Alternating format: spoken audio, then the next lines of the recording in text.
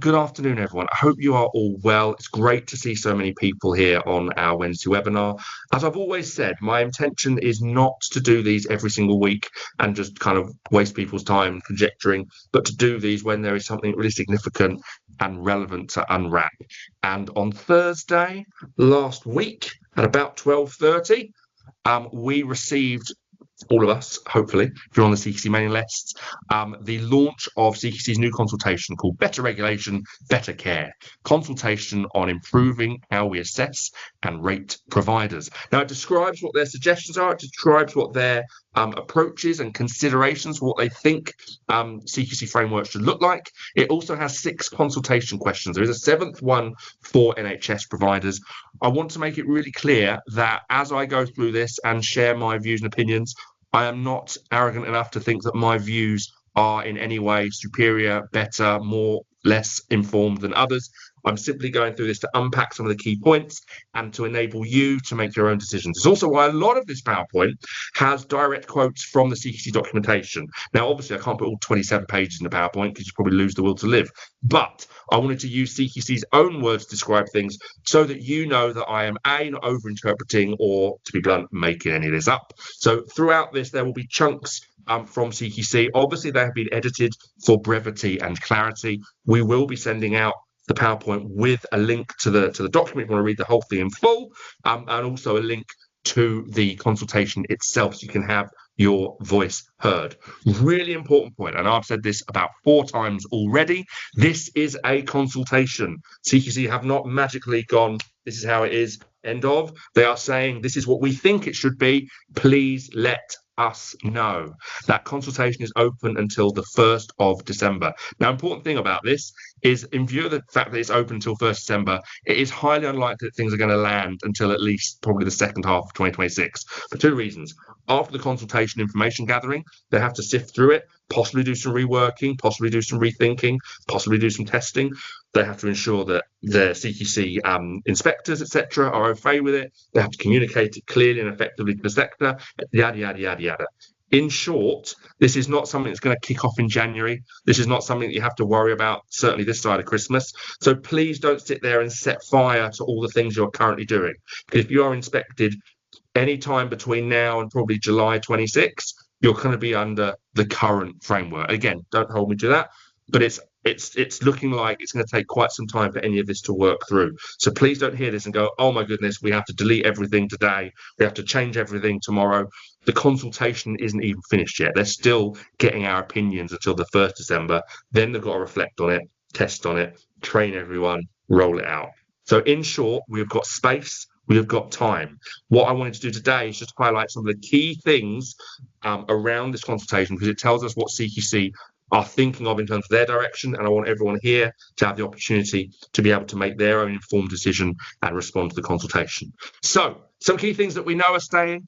Key questions: safe, effective, caring, responsive, well-led. They're not going anywhere. Of course, the regulations have stayed the same. They have always stayed the same. At no point has CQC gone to government and changed the fundamental regulations or laws that govern our sector. So that is set in stone.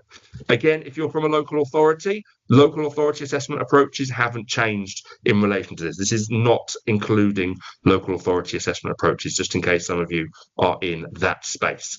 So I'm going to give you the headlines, and then we're going to jump into them in a bit more detail. So the 6 key changes. There are some other things in here that I don't want to minimise within the documents. If you get a chance to have a read through, I thoroughly suggest you do. But these are the 6 key changes that stood out as really crucial and quite sharp turns. Number 1, the return of ratings characteristics. We've talked about this for some time. We've known about this for some time, but there's a bit more detail around what those ratings characteristics are going to be used for and how they're going to work and how they kind of integrate into the whole assessment system. We'll jump into that shortly.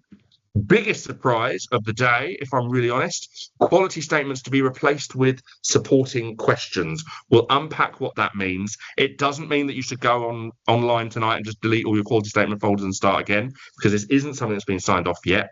But you'll see that they are really thinking about a complete restructure here. An adult social care specific framework. Again, we kind of knew this was coming. They'd mentioned this for the last 3 to 6 months at least. The idea that whilst there'll be some core aspects of the framework that will be universal, fundamentally there will, in CQC's wishes at the moment, be no single assessment framework, i.e. one framework that's for dentists, hospitals, NHS trusts, care homes, home care, etc. Instead, there are 4 different kind of service groups, of which adult social care is one, and our version of the framework as adult social care will be slightly different to some of the ones in the other sectors. Again, just to highlight, it is adult social care specific, not care home, nursing home, home care, extra lives, learning disability. We've not got that kind of granularization. We're talking here about an adult social care specific version of the framework. We're going to jump into all of these in a bit more detail, just to let you know. I just want to give you the headlines so that you know what the core points are. Number 4, an interesting one that I think took some of us by surprise. Only scoring at key question and service level. It does feel like we're traveling back in time to 2021, 2022, doesn't it? The idea that rather than having the scoring at quality statement level, which we have at the moment, and last year we also had evidence category level, the idea is to remove that scoring at that sub-level and only score at key question level: safe, effective, caring, responsive, well-led, and for that to then lead to the final score for the service. And then finally, 2 types of inspection. So really clearly outlining the difference between a routine inspection, which they very handily gave a time frame of 3 to 5 years. Personally, I would have loved it to have just been 3 years, but they are currently giving them the space of 3 to 5 years for every service for a routine inspection. Then a rapid response inspection, which really is, something's going on, we've had some intel, or something's kicking off, and we do a rapid response assessment based around that need. So really identifying 2 separate types of inspection. And then finally, assessing every key question, but not necessarily every aspect of the framework. If you've been inspected recently under the single assessment framework, certainly since, I believe, 6th of December 2024, when Julian Hartley kind of got rid of what I used to call the tapas inspection, a little bit of this one, a little bit of that key question, a little bit of that key question. One of the things that most services have experienced is that when CQC come, they assess all 34 quality statements, sometimes 33, sometimes they don't bother with the environmental sustainability, but that's another situation for another day. What CQC are saying now more broadly is every key question, safe, effective, care and responsive, well-led, will be assessed, but not necessarily every single subpart, every single supporting question, every single area in the framework. Now, number 1, as I always say, I am not from CQC, which means number 1, this is not my fault. Do not shoot the messenger. But also number 2, this is an open space. You are welcome to raise your views, raise your thoughts. There is no there's no secret line to CQC to dob anyone in for anyone's views. In fact, quite the opposite. CQC want people to express their opinions on this. That is why it is a consultation. So these are the 6 big headlines. What I'm going to do now is I'm going to jump into each of them and give some more detail and some illustration. As mentioned, where you see quotation marks, it's because it's come directly from the CQC consultation document itself. So let's start with number 1, the return of ratings characteristics. I'm not going to read out every word. You can read it. We'll be sending it too. But we propose to reintroduce ratings characteristics as part of our assessment framework. It talks about describing expectations for quality. The ratings characteristics would be a key part of the framework for assessment, etc., etc. Essentially, bring back what does outstanding, good, RI, and inadequate look like. Now, one of the things I think that's really important to highlight about the ratings characteristics is that we do already have some versions of that, and we'll go into that in a moment. Back in October 31st, CQC did actually create an example of what those ratings characteristics would look like. Now, they might have changed them since, they may be changing them again, but we had a definition of outstanding, a definition of good, RI, and inadequate for each key question. And we also had a definition of outstanding, good, RI, and inadequate for each quality statement. I'm just going to show you an example here. So again, best way to remember this was all sent out on the 31st of October, Halloween last year. So if you manage to go all the way back in your emails, you can find the draft ratings characteristics that was kind of buried in an email in Halloween last year. Now, I'm not saying that they're going to use these specifically. I'm not saying that they are going to take these because they may be moving away from the quality statements themselves, but it gives you an idea of the sorts of things when CQC ratings characteristics, what they mean. So you can see here, this is for the area monitoring and improving outcomes, which may not exist if they're moving away from quality statements. But what we do see in the draft rating characteristics is a definition of what exceptional standards of care is, a definition of what good standard of care is, a definition of what shortfalls, or essentially RI, looks like, and a definite definition of significant shortfalls, or essentially inadequate. So we have got a draft ratings characteristics in the ether, and again, we can include it in the email that we sent through. It was sent through to everyone back on Halloween last year, so almost a year ago, but it wasn't really publicised. It wasn't really pushed hugely.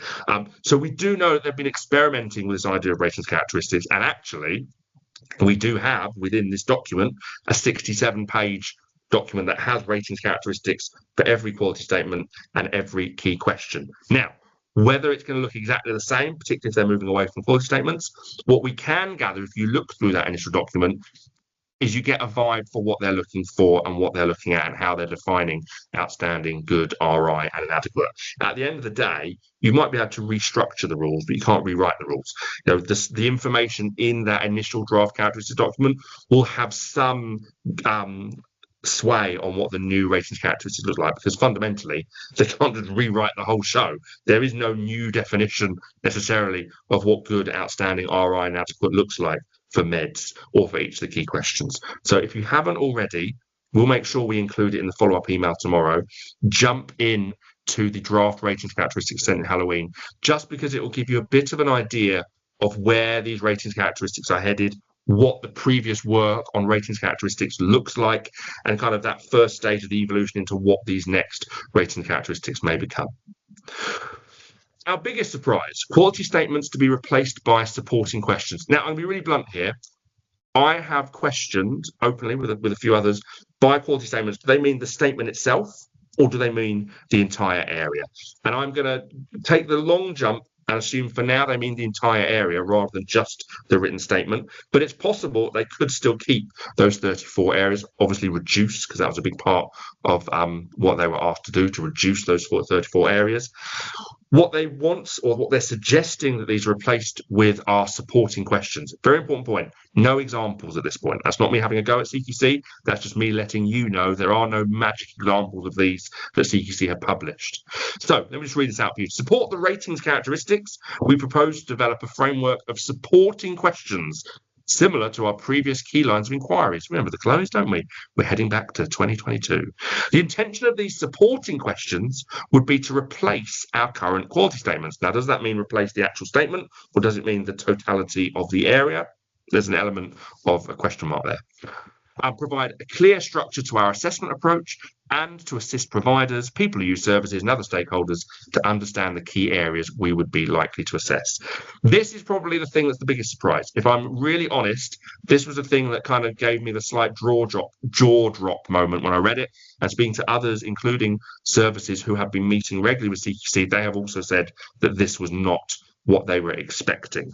Now, I understand the idea of supporting questions. That might be more helpful than a single statement, to have some supporting questions around quality. I think one thing I am intrigued about is just 2 weeks ago, CQC were talking about reducing the number of quality statements. In fact, someone said that they were hovering around 25 at the moment. Others said they were hovering around 23, 27. CQC was very openly talking about reducing the number of quality statements. Now it seems like they're going, oh, actually, supporting questions. And I think a lot of us, me included, were incredibly surprised by that. Now, some of you might feel that's good, and that is completely fine. Surprise is not necessarily a bad thing. What I personally think is really important, I think what the quality statements, for all their imperfections, did bring is an element of direction under safe, effective, care, and responsive, and well-led. You knew the 8 areas in safe that CQC were looking at. You knew the 6 areas in effective, and so on and so forth. And what that meant is that an inspector couldn't pick their favourite thing and write half your report about it. So, for example, take something like safe, medicines optimisation was one of those 8 areas. And I think some felt that it was useful that it was one of 8, because previously a CQC inspector might see something that's a meds issue or meds concern, and then 70% of your safe write-up was just about that med situation. Whereas what the quality statements did bring was a sense in which each area had to be assessed fully, each area had to be written up and to some extent scored. So I think if they do move to these supporting questions, a key thing that I would be concerned about would be if they lose some of those definitions, because actually, when it comes to things like safe, effective, caring, responsive, well-led, there's such big areas that I do think what we had within the quality statements in terms of a breakdown of areas was incredibly important in terms of services knowing that every aspect of their service had been inspected fully, and also so that we all knew that inspectors couldn't kind of go rogue and focus on the thing that maybe stood out to them most. This is an image that has been kind of taken from the text of from the consultation. So this is not an image from the CQC document. This is our interpretation following their write-up. You see what they've got as a structure is you've got the key question. Underneath the key question, you have a sets of ratings characteristics, and then underneath that, you have supporting questions. Now, at the moment, I've got the example here of 6 separate ratings characteristics, almost like different quality statements. It may be that there is a single set of rating characteristics under safe, and then the supporting questions is where it's differentiated. The honest truth is, we don't quite know. All we know is that under the key question, CQC proposed having a set of rating characteristics, and those rating characteristics would then be supported by sets of supporting questions. Whether it's a straight through kind of one set of ratings characteristics, or whether those ratings characteristics are kind of divided up into separate areas, which are then set up and supported by different supporting questions, we do not know. CQC haven't made it clear. So they haven't put any examples out in this consultation. They haven't outlined that any further. But just as a top-down structure, again, please don't bet your life on this graphic that we've made for you. You've got the key question. Under that, you've got a set of rating characteristics, which may or may not be split up into different areas. And then we've got supporting questions that underpin those ratings characteristics. Okay, hopefully, clear might be the wrong term, but hopefully you are getting a vision for what they are suggesting. And again, we'll be sending this all through to you, as well as a link to the actual consultation itself, so you can read it all and gather your own views too. An adult social care specific framework. This is something that Julian Hartley, really early on in his start in the role, said, I don't think a single framework works for the different diverse sectors that CQC assess. We propose to reintroduce assessment frameworks that are specific to each sector, which more clearly reflect and articulate the context of those health and care sectors. In developing proposed assessment frameworks that are specific to each sector, we know that we need to maintain an appropriate level of consistency in our overall assessment approach, whilst also reflecting important differences between sectors in our frameworks where this is needed. So this is a direct image from CQC, not the most informative in the world. It's pretty simple, but what it does highlight is that there's a consistent core across all sector frameworks, but then each sector framework is very much its own space. So if you imagine one of these being adult social care, yes, of course, there'll be consistencies because there are things across all of these 4 sectors that are going to be similar. But each framework, perhaps how it's articulated, perhaps what the core areas to be reviewed are, etc., there is going to be some difference. Whereas previously, we had 34 quality statements that were, in theory, universally applied to everything. NHS Trust, midwifery unit, home care, and residential care, dentists, etc. So now we have there's this proposal of separate sector frameworks with a core fundamental set kind of underpinning them all around those 5 key questions. And of course, with clearer links to regulation. And I think that's a really important point. One of the challenges that was sometimes raised about the single assessment framework was that some of the quality statements didn't actually have any basis in regulation. Now, that doesn't necessarily mean that it's not worthy of being investigated, but let me give you a really good example. Of course, staff wellbeing is incredibly important. Staff wellbeing is one of the current quality statements under caring, but as a couple of people pointed out to me, it doesn't actually have a regulatory basis. Doesn't mean that it shouldn't be inspected, doesn't mean that it isn't important, but actually the relationship between regulations and quality statements was sometimes a bit loose. And so they're making sure that there's much clearer links between regulations and what is generated within each of these separate frameworks. Again, the details, not there. What they are really saying is, this is the structure we're thinking of going down. Let us know your thoughts. And there's 6 very specific questions that they want people to answer. I do hope you're finding this useful. I know that it's not exactly a thrill ride.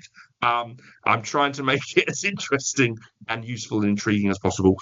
Obviously, there's a few more bits to go through. If people have questions, if people have comments, do feel free to write those in the chat. Now, this was another one that I think surprised some of us, only scoring at key question and service level. Key questions, of course, being safe, effective, caring, responsive, well-led, and then leading up to the total score for your individual service. So direct quote here, we propose to no longer award separate scores underneath our key question ratings, which currently are the quality statement scores, and previously, last year, 2024, also included evidence category scores. That was kind of paused, chucked in the bin on the 6th of December last year, but we still have the quality statement scores. CQC are now proposing in this consultation that the new framework no longer award scores underneath key questions. So the only scores will be at that key question level. This is because we recognise that the current quality statement scores have created additional complexity. When awarding ratings, our inspection teams will consider all the evidence they collect under each key question and make a judgment with reference to the expectations of quality and safety described in the ratings characteristics that we propose to develop and publish. So essentially, you've got safe, you've got your descriptions of all the ratings characteristics. They then review the evidence against those ratings characteristics to create a singular score for safe, for effective, for caring, for responsive, for well-led. Personally, I do think this kind of makes things a bit more opaque. I think one of the benefits of the quality statement scores is that you as a service know which areas are stronger, which areas are purported to be weaker. It enables you to more accurately challenge elements of the report. It also enables you to know which areas am I strong in and which areas do I need to work on. Again, this is not me trying to change your views. You can have your own opinions on this. Personally, I think the scoring at quality statement level added a lot of visibility for services. It enabled them to track where they were at. It enabled them to have a clear idea of why they got the rating that they got. Now, perhaps elements of the rating characteristics will work in such a way that it will also be clear, but that's yet to see. I do think one of the things as well that's come through with the idea of moving away from scoring is it does bring us back to that good old independent judgment issue of if inspectors can kind of have a think and then write a big old document about your service with one word, outstanding, good, RI, inadequate, it potentially opens services up to not really have a clear understanding of why they've got their rating. So I do think, depending on how they do this, and if they do this, I do think this issue of removing the scores at what they currently have at quality statement level would be a step back in terms of visibility for us as services. Little example, this is directly from the CQC's documents. This is not something we've dreamed up. This is directly from the consultation document. The top line you can see is their current approach. They've got evidence gathering. They have evidence category scores, which currently are paused. That creates the quality statement scores, which is where they award a score for each of those 34 areas. That then leads to the key question rating, which then leads to the overall rating. Their proposal now is evidence gathering, a rounded assessment of evidence with reference to the ratings characteristics. So using the ratings characteristics essentially as a measuring stick to assess the quality or not of the evidence provided. This then leads to a rating for each key question, safe, effective, caring, responsive, well-led, which then, as usual, leads to the overall rating. So this is their proposal. Personally, I think the quality statement score bit adds some visibility and trackability. But again, that is for you to consider and to think through. We're nearly there. We are going to be on time, I promise. 2 types of inspection. There will be 2 main types of inspection activity supporting our ongoing assessments of providers. Routine planned inspections, where we plan to take a broad and detailed look at the quality and safety of the service. These inspections will generally take place on a 3 to 5 year cycle. Now that little 3 to 5 year cycle is, I think, the first time we've ever had, or recently, certainly since the single assessment framework, that we've had a commitment to what a routine kind of expectation should be. Now, I personally feel that 3 years would be ideal. They are going 3 to 5 years, giving themselves a bit of a buffer. But all of that is better than the 6, 7, 8, 9 years that I sometimes come across with some clients. Obviously, the proof of the pudding will be in eating, whether they can actually meet that target. But the fact that they've got a definition there of, I want us to ensure every service is inspected every 3 to 5 years, that is a positive step in my view. Again, you might think that that is not enough time. And again, you're welcome to say that in the review. But I think the fact they're putting a time scale on it, and the scale isn't 7, 8, 9 years, is positive. Then we have rapid response inspections, where immediate specific concerns are identified. Inspectors will be deployed to understand the nature and significance of problems and will focus on areas of particular risk. Now, here's what CQC have rightly been kind of told off for in the past, that they're too risk-based, that they're constantly doing inspections based on risk, and that meant services that were good or outstanding were kind of languishing on 7, 8, 9-year inspection ratings. What we're seeing here is a